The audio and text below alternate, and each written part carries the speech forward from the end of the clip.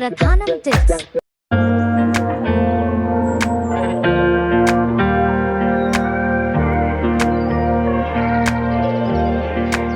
Friends, welcome to பிரதானம் tips.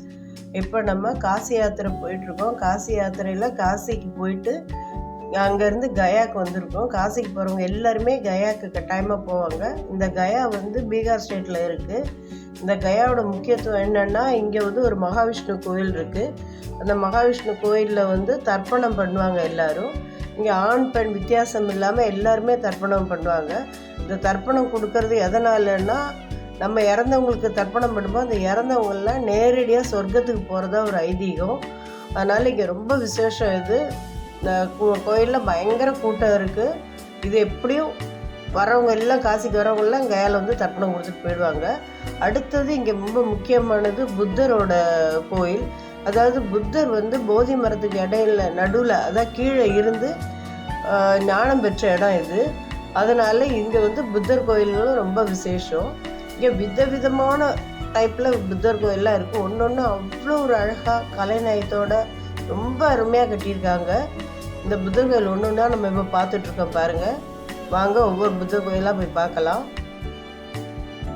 பாருங்கள் எப்படி இருக்குன்னு ஒன்று ஒன்று நின்று ரசித்து பார்க்கக்கூடிய இடங்கள் இதெல்லாம். அவ்வளோ அழகாக கட்டியிருக்காங்க. ஒரு 6-7 புத்தர் கோயில் இருக்குது. நாங்கள் ஒவ்வொரு கோயிலாக போய் பார்த்தோம்.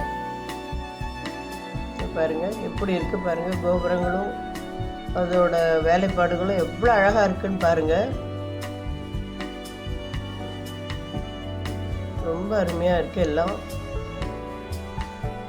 இந்த கயாவில் புத்தர் கோயில் தான் மெயினாக ரொம்ப ஃபேமஸ்ஸு. புத்தர் கோயிலும் இந்த மகாவிஷ்ணு கோயில், தர்ப்பணம் பண்ணுறதுக்குள்ள மகாவிஷ்ணு கோயில் தான் ஃபேமஸ்ஸு. இது வந்து பூரி ஜெகநாதர் கோயில். அங்கேயே ஒரு சின்ன கோயிலாக கட்டியிருக்காங்க. அதையும் போய் பார்த்தோம். குட்டி குட்டி கோயிலாக நிறைய இருக்குது. எல்லா கோயிலையும் பார்த்துட்டு அடுத்தது இந்த புத்தர் போதி மரத்துக்கு அடியில் இருந்து ஞானம் பெற்றான்னு சொன்னேன் இல்லையா, அந்த கோயில் இதுதான். இதுக்குள்ளே வந்து கேமரா செல் எதுவுமே அலோவ் பண்ண மாட்டேங்கிறாங்க. அதனால் நாங்கள் வெளியில் நின்று எடுத்தோம். இது ரொம்ப அழகாக இருக்குது. புத்தர் அவ்வளோ அருமையாக இருக்கார். ரொம்ப அழகாக இருக்குது. அந்த போதி மரமும் அந்த கோயிலுக்கு பின்னாடி இருக்குது. அந்த இடத்தையும் போய் பார்த்தோம். இது வந்து வேர்ல்டு ஹெரிட்டேஜ் கோயில் இது. அதனால் ரொம்ப ஜாகிரதையாக பாதுகாத்துட்டு வராங்க.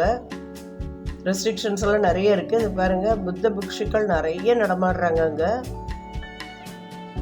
இதெல்லாம் நம்ம லைஃப்பில் ஒரு தடவை கட்டாயம் போய் பார்க்கக்கூடிய இடங்கள் இதெல்லாம். டூரிஸ்ட் வந்துக்கிட்டே இருக்காங்க. நிறைய கூட்டம்.